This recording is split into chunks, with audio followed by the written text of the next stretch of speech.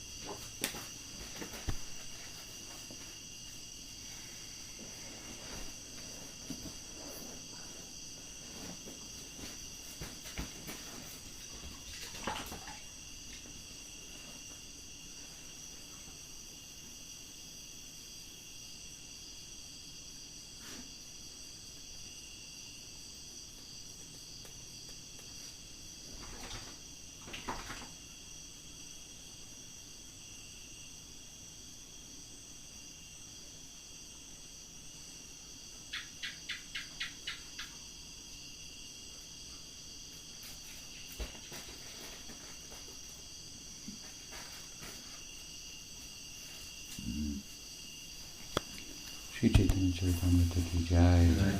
Adi Gopal ki jai. So, we continue our discussion of Caitanya-caritāmṛta from the 13th chapter of the Adi Lila, and Krishnadas Kaviraj Goswami is giving a synopsis of the Adi Lila. He's going to talk very briefly about the birth of Chaitanya Mahaprabhu, the auspicious stellar arrangements, and the festive participation of all types of persons, and with that bring the chapter to a close. And then, I don't know if we'll get that far tonight, but then the 14th chapter will begin with the, not a synopsis, but now a detailed narrative of the Adi Lila. So we heard what in our last discussion that the abode, the dham, the light, dham means light also, of the Godhead appeared in the heart of Jagannath Mishra. And people were taking notice of him, offering him gifts and things. So you could understand something auspicious was taking place, and he, as it's explained, transferred his heart. He shared his experience, his faith. We like to think of as experience. Pujapad Sridhar Maharaj, as you know, described the spiritual world as planets of faith. Faith being the absence of doubt, which enables us to move freely without any cause, without any concern. I liken it to the homeland, if you will, of the heart. So it's a tangible thing, faith, and it speaks to us of something positive and also active. In the Gita, Krishna has described faith as which verily constitutes a person. Shraddho ayam purushaha, something to that effect. That the person is their faith. And accordingly they move and conduct themselves. So it's hardly merely, as it's sometimes thought in the modern world, to be the absence of reason. Indeed, a well-reasoned life leads us to the conclusion that reason itself is a limited vehicle in terms of revealing comprehensively the nature of being and reality. I was reading a discussion. A person was making the comment that he only wanted to believe in things that he could observe and reason about and get results from, and so forth and so on. And that is a way of knowing, certainly. But the point out, we don't dismiss that, the empirical and rational way of knowing to some extent, but we do not believe that such a practice will give knowledge of and experience of consciousness, the self. That requires a different method. And you will get experience by the method, but you can only share your enthusiasm for your experience with others. Try to put into words and try to reason about something that transcends both of them. And of course, we also believe, and for good reason, that our very self is consciousness constituted. So, by the empirical method of knowing, we cannot know ourselves. How much have we missed then in terms of knowing everything? We can't even know ourselves comprehensively. So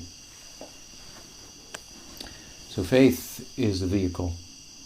Now that faith is where there may be blind faith, of course, then there may be faith with open eyes, and this is a faith in the limits of reason. That's quite reasonable as a way of knowing, as a way, as an outward, if you will, way of knowing will not enable us to arrive at knowing that which lies within. And it's questionable how much it will afford us knowledge of what lies without as well.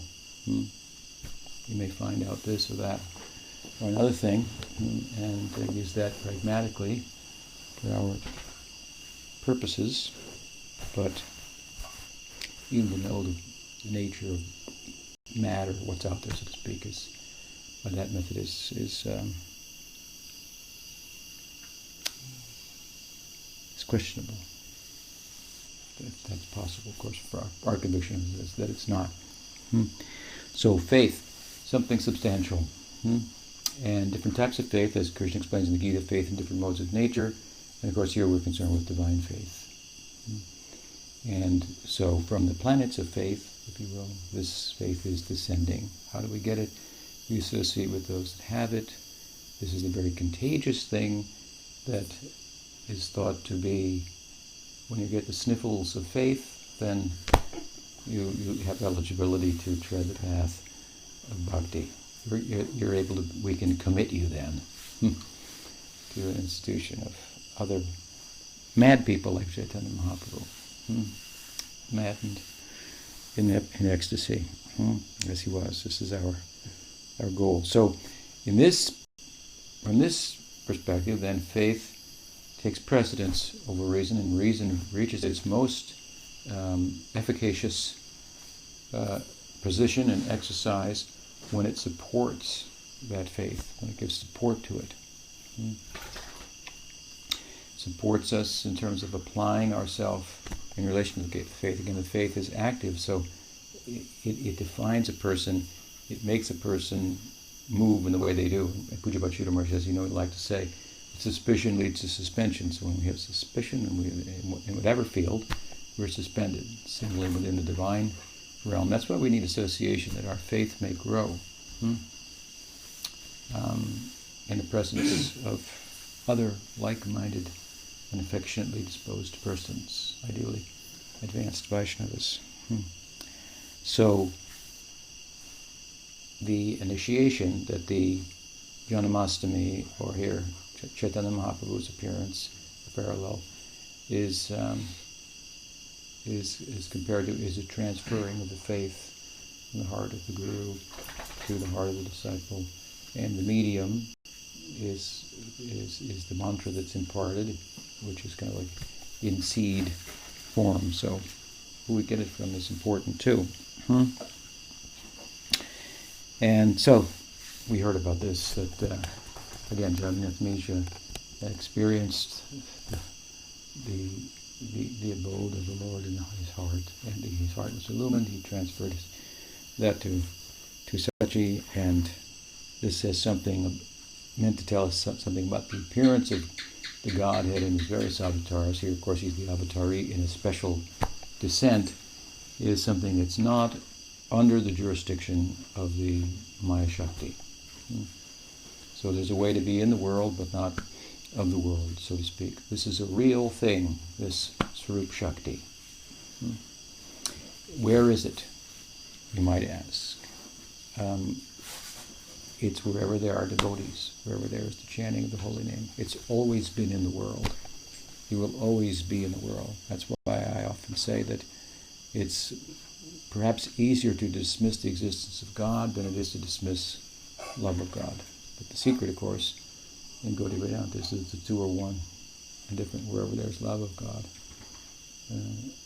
there's God.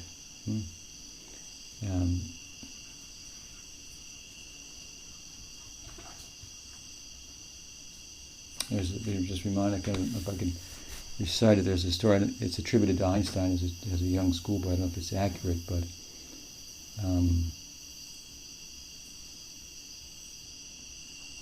he was asked, the teacher was atheistic or something like that, and so what was the question? Can't see God, where is he? And then the student, whoever was, the story was, said,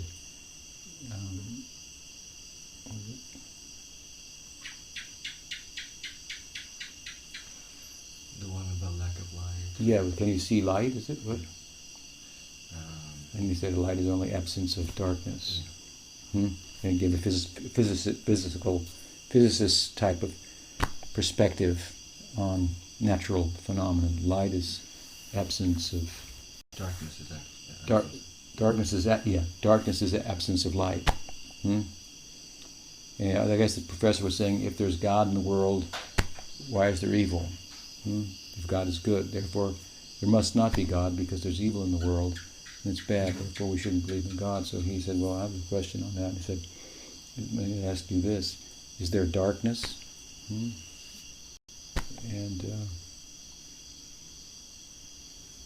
or something like that. And he said, well, actually, the student answered himself, darkness is only absence of light, and some of the evil is only the absence of love of God. Wherever there's things that are really talked about in the scriptures, and in the heart of the scriptures, really, and probably this is across the board, culturally, in terms of the different religious traditions, then there can be no evil. Obviously that can be abused, and you can go gravitate toward the surface of the scripture and go on a jihad or something like that, or a crusade, or whatever may be the case. But at the heart, their heart, and at the heart, that's where we find experiential spirituality, the mystics, and so on and so forth, and whoever that kind of mystical ego effacing and more experience is found, then there can be no evil there. So this is reasoning, if you will, about faith, in support of faith as a vehicle of going beyond reason. It's not unreasonable, but it's I like to refer to it as trans-rational. It picks up where reason leaves off. So if we want to know comprehensively even ourself, well, we can reason, and we can do experiment and observation and reason about the data that we get, and so on and so forth, which is the scientific method, which is not really a big thing. Everybody does that. I mean, everybody, even the cavemen that touched fire, they got burnt. Did you touch it? Did you get burnt? Okay, don't touch fire. So they did their experiment, they got the data, they came to a certain truth. Fire burns, so we don't touch it. So you can learn things by that, but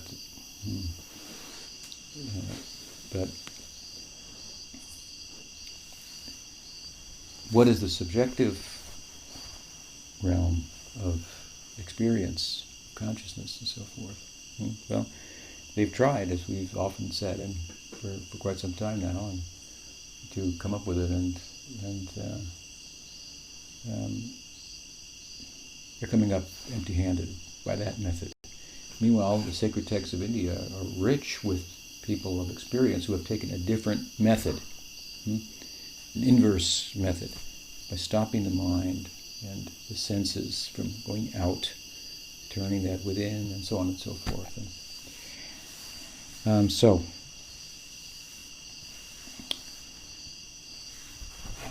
And this, we would say, to know thyself.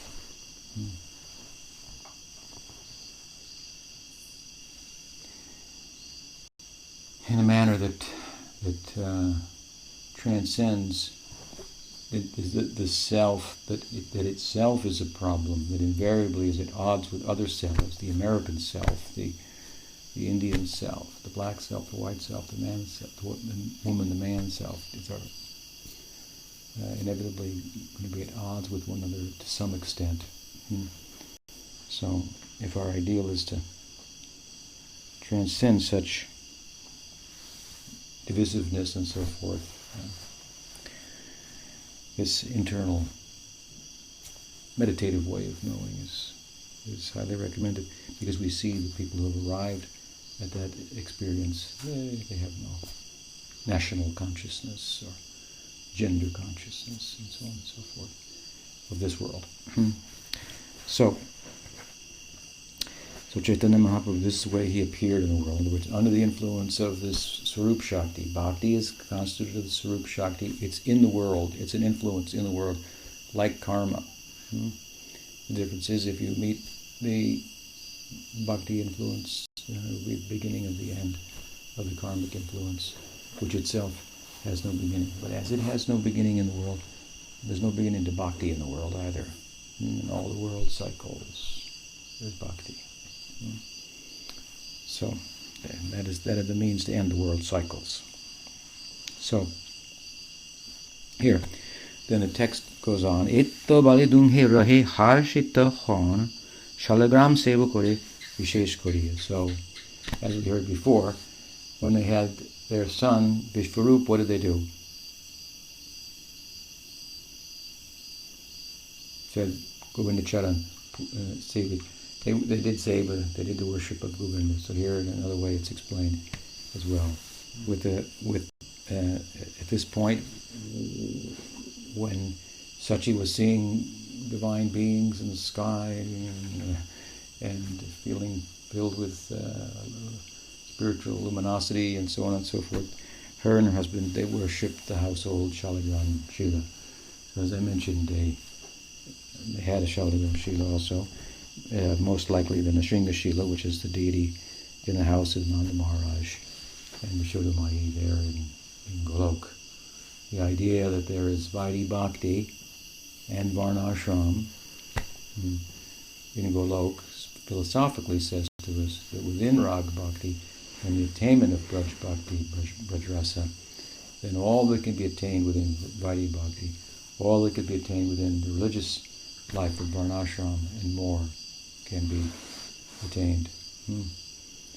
That doesn't mean we'll import Varnashram from there and apply it in our life. No, we'll import the bhava from there. And Varnashram won't help us very much here in that pursuit. Only in terms of internal meditation on the Leela, where the Varnashram gives a structure to the bhava. So, they were Nanda Maharaj and Yashodamayi, and here Sachi and Jagannath Misha, devout Vaidhi Bhaktas in appearance. But their real preoccupation was with Chaitanya Mahaprabhu and with Krishna respectively. So as I say, they did artik, but their mind was somewhere else. For them it was a positive. For us it's not. So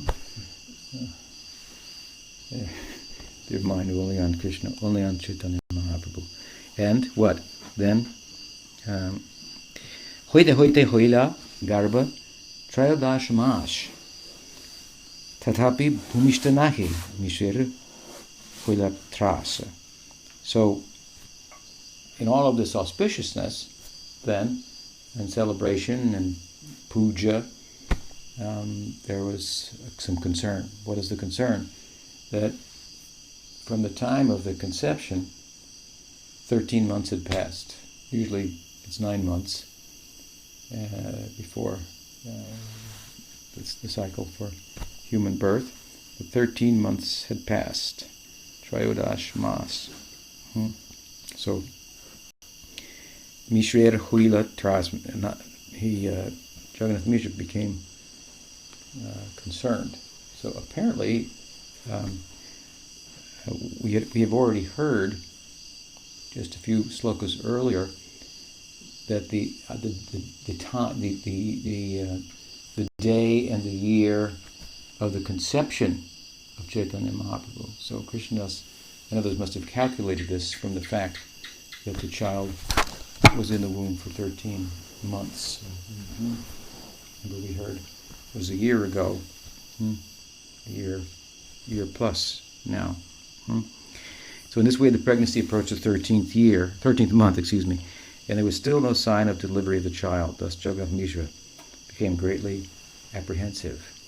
No explanation of why Chaitanya Mahaprabhu stayed there for 13 months, other than to create some drama, I suppose, in the lives of his parents and others who knew them. Nilambar Chakravarti Kohila Goniya E Mase Putrahobe Shubha Kshanapana. And it gives opportunity for the father, the maternal grandfather of Chaitanya Mahaprabhu, the father of Jagannath, of Sachimata, who was a Jyotish, an astrologer, to come and examine the situation from the astrological perspective. Nilamar Chakravarti then did an astrological calculation and said, in that very month, taking advantage of an auspicious moment, the child would take birth. So I guess you could say that he was waiting for an auspicious moment, astrologically speaking. His chart is spoken about here in brief in the text.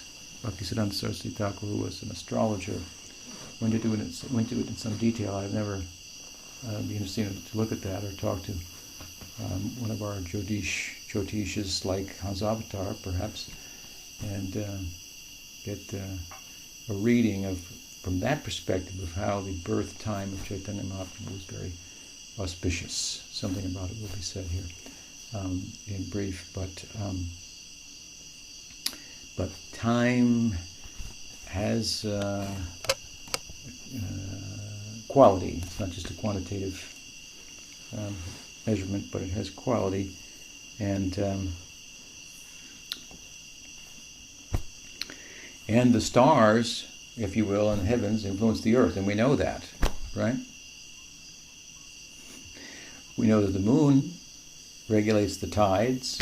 Obviously, the sun affects us, so we can measure that. We know that the planets, in this way, have a physical impact, but they may have impacts that we cannot measure with our present instruments. Is that unreasonable? Only to a person that's rather proud of their material progress thus far in terms of measuring, which is the way of modern science and so forth. There's a very good book that I read some time ago. I read it here at Madhuvan a few years ago by Richard Tarrans, who wrote The Passion of the Western Mind. Highly recommended book. I feel like I got a whole education of Western philosophical and scientific thought since the time of the Greeks, and as I kept reading that book, I kept thinking, what about the East? What about the East? He doesn't go into it, but then in his conclusion of the book, you see he quite has a spiritual outlook on life that had a lot of correspondence with Eastern spiritual perspectives and so forth. He was spent a lot of time at the Esalen Institute, I think, in California, which was like a kind of a think tank a few generations ago about alternative perspectives and so forth. Anyway, his book that followed that is called Cosmos and Psyche, something like Cosmos and Psyche. So it's similar in some ways to the Passion of the Western Mind, and it gives a history of thought, kind of beginning with Copernicus. And the first 100 pages were quite fascinating, and the balance of the book, all of which that leads up to, is aims at and does a good job of giving credibility to the idea that there are subtle and intelligent influences in the world that sometimes people think of as just being unintelligent, dead. There's nobody out there. Kind of perspective. So what he does in the greater balance of the book is look at astrological findings. He chooses to look at it from what's called typal astrology, different than the predictive astrology, more famous, but he shows some incredible correspondence between stellar arrangements and events in history of the world. And he makes a very, very, very credible case for an intelligent universe, if you will. Like a universal mind.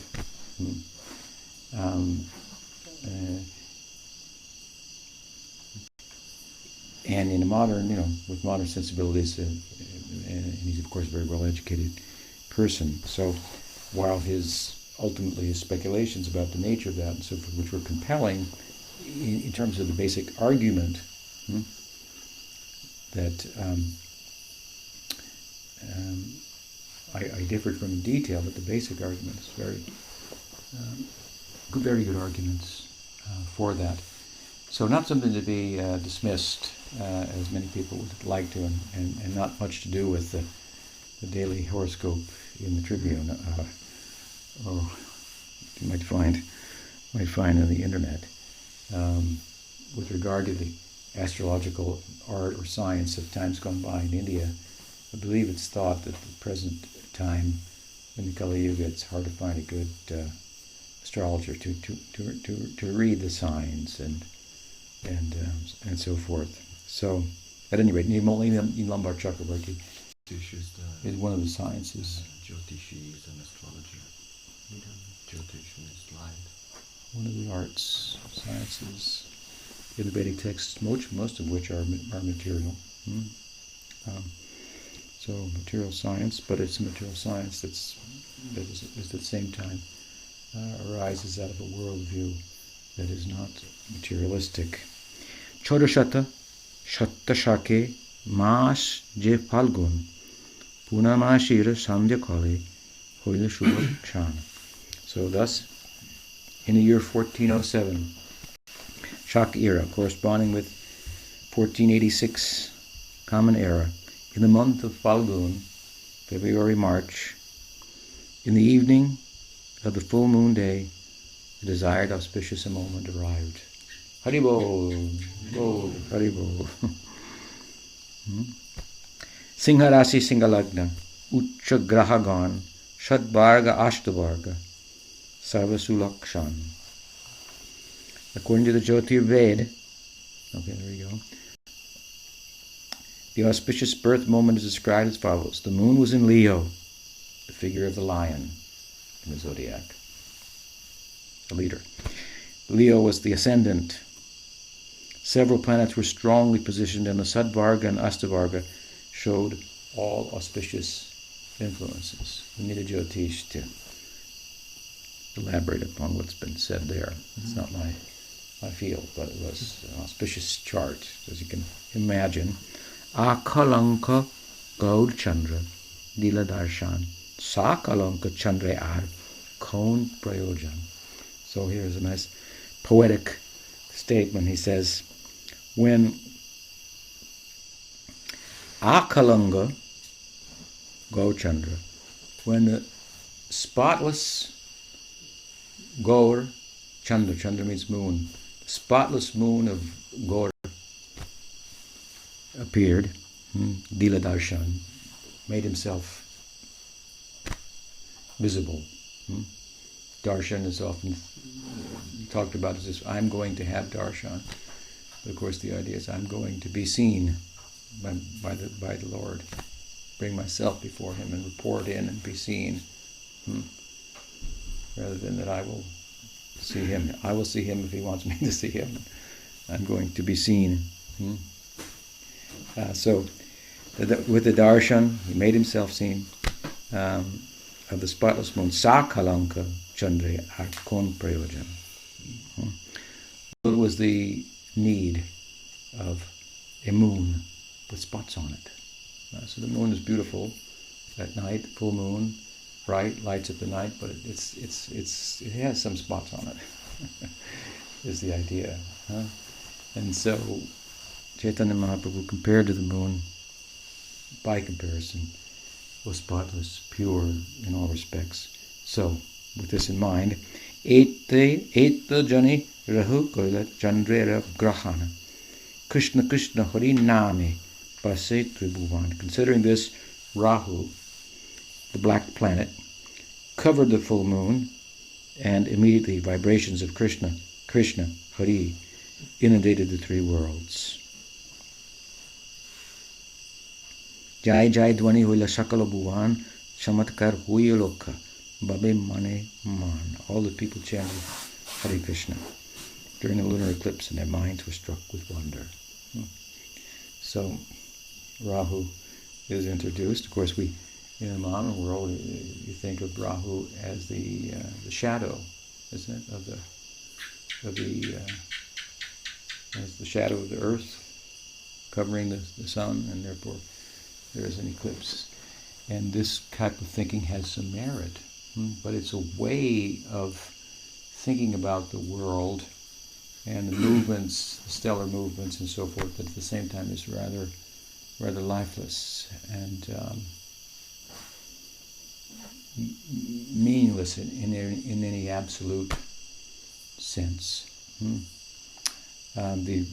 The ancient way of looking at the world, all over the world, but particularly in India here, is one where the universe is alive, and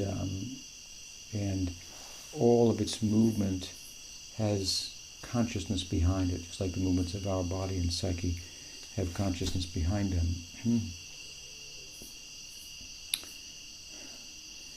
The story of Rahu, of course, comes throughout the Puranas, but in the Bhagavatam, it appears in the story of the churning of the ocean of milk in the 8th canto of the Bhagavatam. It's thought that the gods and the demons were feuding, which is what the world's about. The tug of war between good and evil, piety and impiety, and so forth. They were fighting over it, and then it fell into the ocean, and so Vishnu, in the form of a tortoise, put it on his back. So the idea is, and then Vasuki appeared as a serpent, and then the story goes on, but they each grabbed one end, and they had a tug of war. And in the tug of war, the mountain served as a churning rod in the ocean of milk. So the whole of the existence, which constitutes in one sense this struggle of good and evil, it's all resting on the back of Vishnu. He's supporting the world. He's not very interested in the piety or the impiety. All of this has little to do with him, and he rewards it accordingly by deferring to karma, which is depicted in the churning by different things coming out, good things, bad things. They were churning the ocean of milk, as if you churn milk, you can get good things from that. So it was thought that if they churned the ocean of milk, they would get a immortality. They would get the nectar of immortality. So the story tells us that really what people want in the world is immortality. They don't know how to go about it. Vishnu still helps them out, but only from the backside.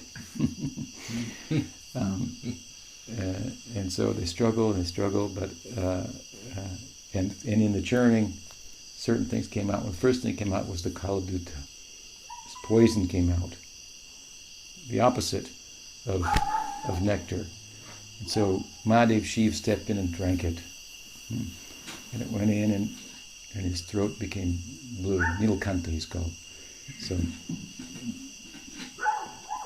the point is that Vaishnavanamirta Shambhu, he's a Vaishnava. He's beyond the world. He's depicted as renounced and so forth. So he's not interested in the good or the bad of the world, even up to the nectar of the immortality of the gods, which lets them live for a long, long, long time, but not forever. So even the poison of the world, Vaishnava can turn into something that it's not going to affect him, something like that. Anyway, they churned, and the nectar came out. Dhanvantari brought the pot of nectar.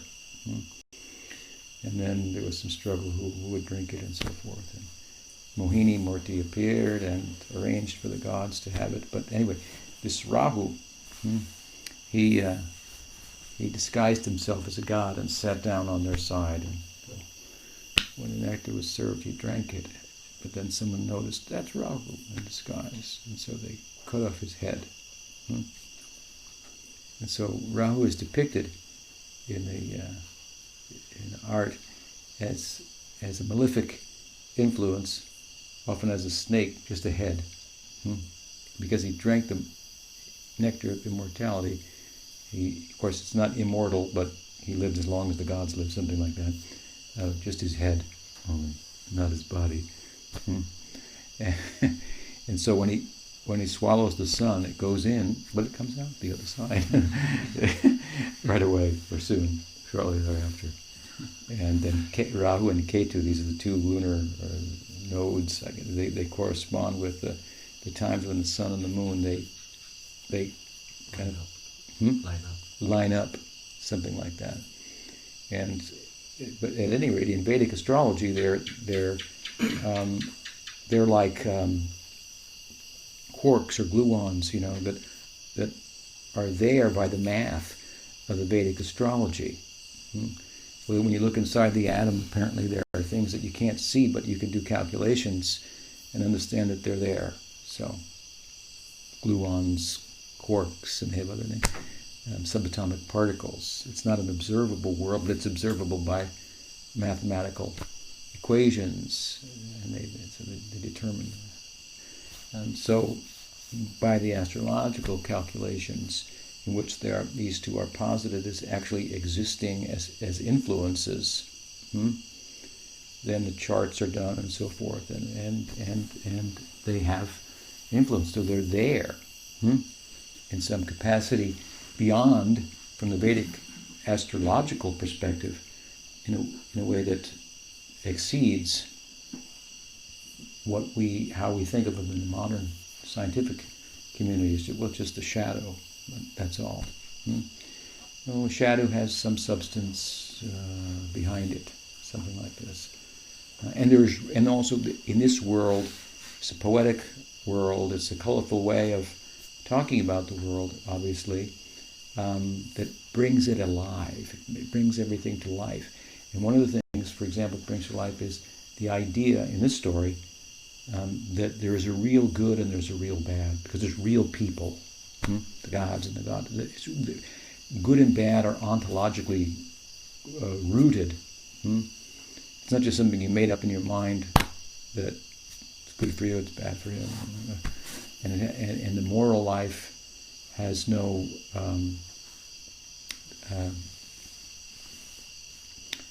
no ground, so to speak. It's just a mental construct. No, the moral life is grounded in absolute good, and it's a shadow of that. And therefore, morality is always, we do it like this or we do it like that, and you can never perfectly balance it. So pursuing the moral life, of course, is a good thing, but when you realize you can't fully balance it out and be a perfectly virtuous person in this world, it's impossible. As I've said in my example, if you try to take the fly out of the spider's web, then the spider goes without dinner. So you had a good intention, but from a moral point of view, this is a problem. So you reach that conclusion, and then you go beyond the shadow of good that is the moral life. This is the idea of the Veda, to spiritual, experiential life, from a pious life, a religious life, to the life of pursuing the idea that you are more than a human, more than a god. You are an Atma. And then, as we realize that proportionally, we have the capacity to experience absolute good. Absolute good. Krishna Lila is absolute good. And they're doing things that look bad from a moral point of view. This is one of the lessons of Lila. Krishna is not so well behaved. He's a thief and so on. So something that transcends the moral life, ultimate good.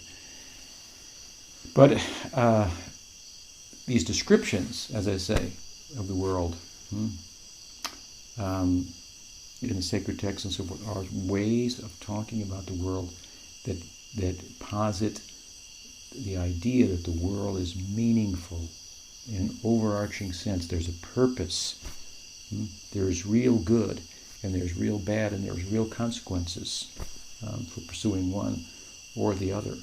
And ultimately, as I say, there's a transcendental good.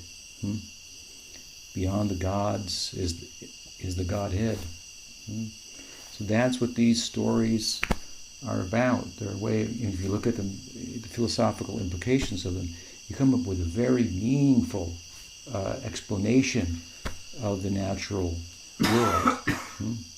And of course, it's of interest to us that from the astrological calculations, which are basically mathematical, by positing the nodes, if you will, of Ketu and Rahu. Ketu is like in the story, some partial manifestation of the Rahu, I believe.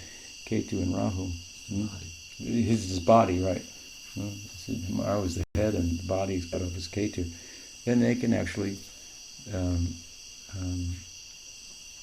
it's part of the predictive science, if you will. So if you are in your chart, malefic influence of Rahu is appearing at a certain time, depending on the arrangement of the other planets and so forth, then some determination will be made whether it's going to be good.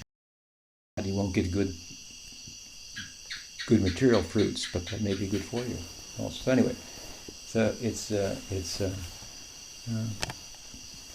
these Vedic way of looking at things and the astrological science and so forth are not something to be so readily dismissed by the false pride of those who embrace materialism as a philosophy. There's a fool's philosophy. It's a flat earth philosophy. One-dimensional. Everything's physical. Why talk? Why reason? What is the value of one? We've said that so many times. So Jai Jai Dwani Hoila Sakala Bhuvana. He also here the import of this is what? Is that Chaitanya Mahaprabhu's appearance, in which he will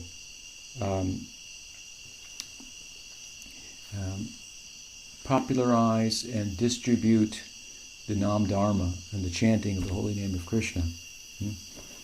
that his appearance is prefaced by the chanting, and it's arranged by the malefic influence of Rahu. So Rahu is Chaitanya Mahaprabhu is coming. So I'll cover the real moon, and the result is everyone is chanting and heralding without knowing it the appearance of Chaitanya Mahaprabhu, kind of a forecast of his appearance, what he would do, and so on and so forth. And the malefic influence of Rahu is thought to be consciously involved in this.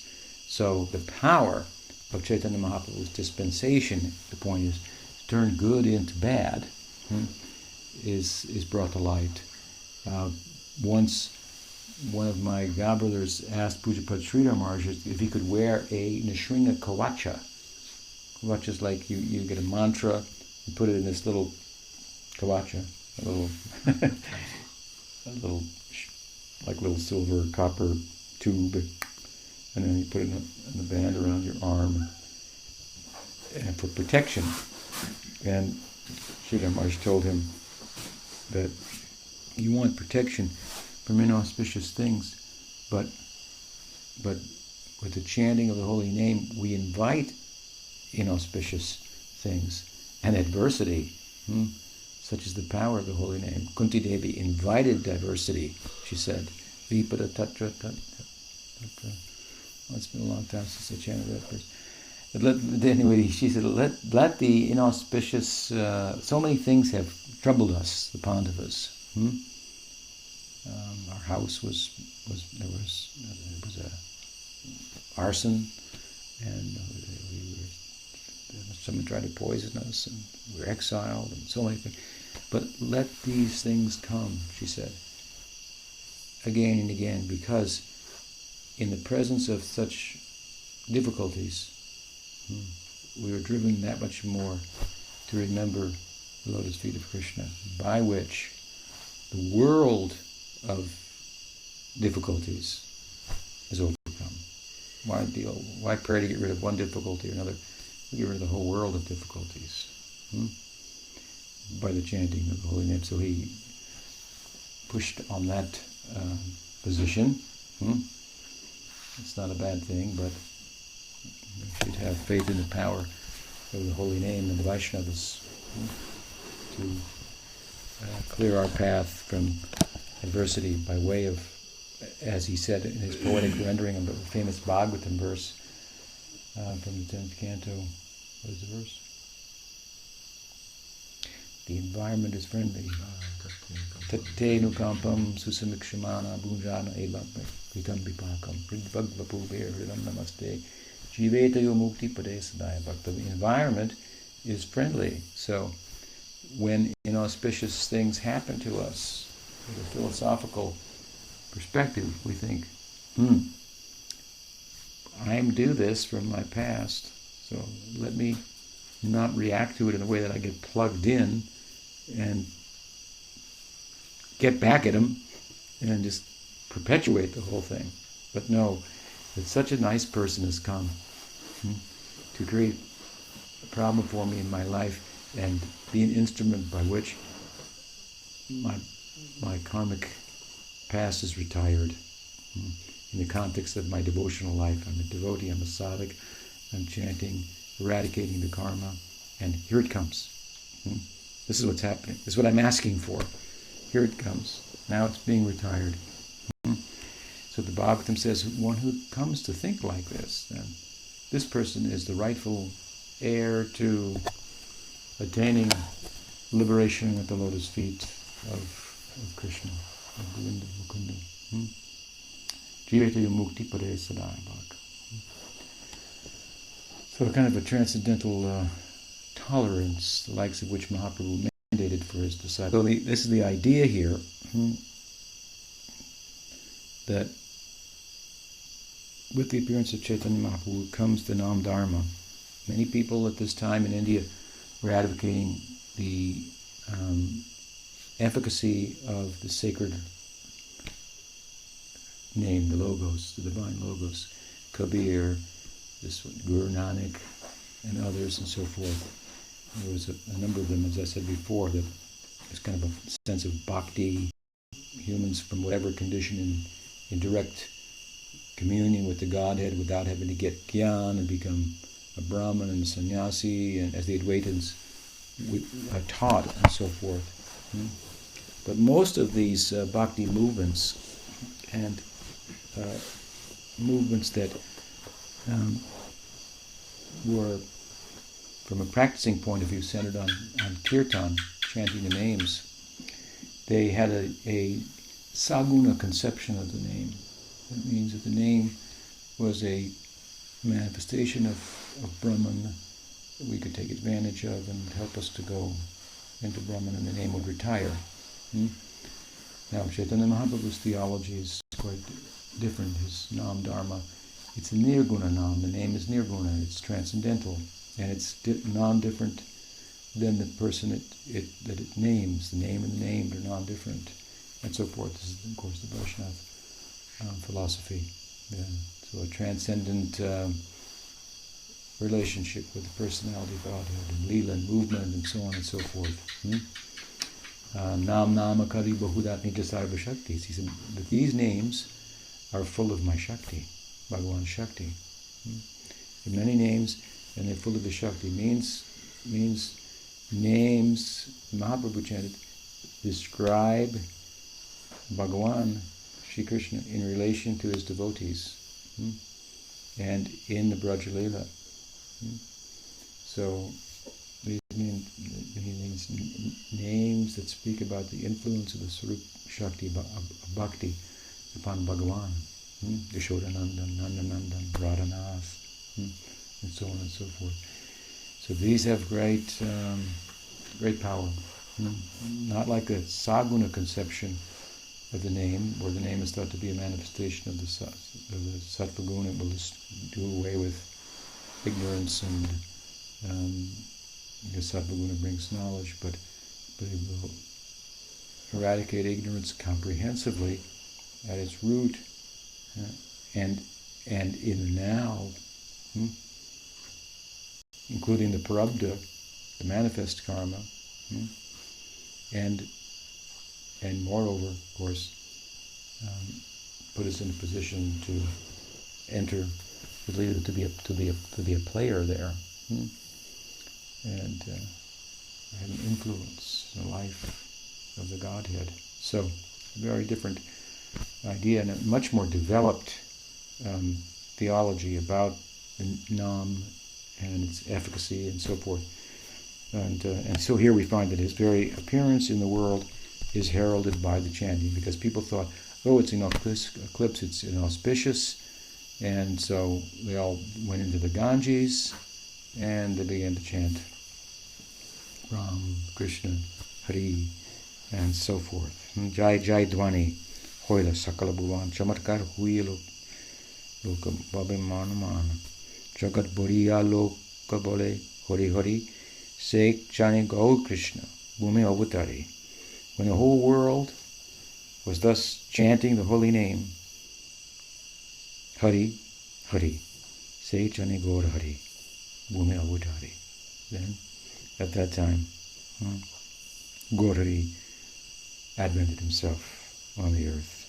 Sri Caitanya Mahaprabhu ke Jai. We'll stop there. Any question?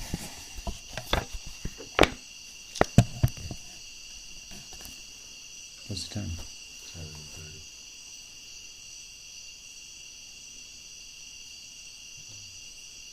Shri Gaur Nityananda ki Jai, Shri Raja Gopal ki Jai, Shri Bhakti Vinod Parivar ki Jai, Gaur Bhakta Vrinda ki Jai, Gaur Premanande.